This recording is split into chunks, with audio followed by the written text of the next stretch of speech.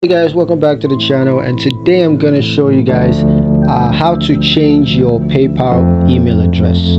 So it's going to be a quick video. Let's get right into it. And the first step, of course, is to log into your PayPal account. So you got to go to the PayPal website and log into your account using your current email address and password. And the second step, of course, is to go to settings.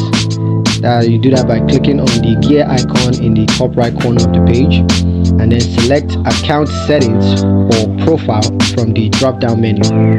And the third step, of course, is to update your email address. So you got to click on email or update email address, and then you got to enter your new email address. You got to re-enter your new email address to confirm, and then click update email address.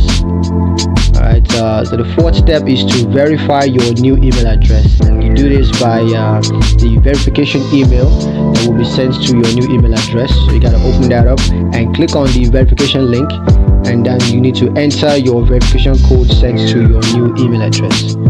Now, an alternate method you can use to change your email address is to use the PayPal mobile app. So you gotta first of all go ahead and open the PayPal app on your mobile device and log into your account, and then you gotta tap on the menu icon and then tap on settings or profile, then tap on email or update email address, and then follow the same steps as before to change your email address.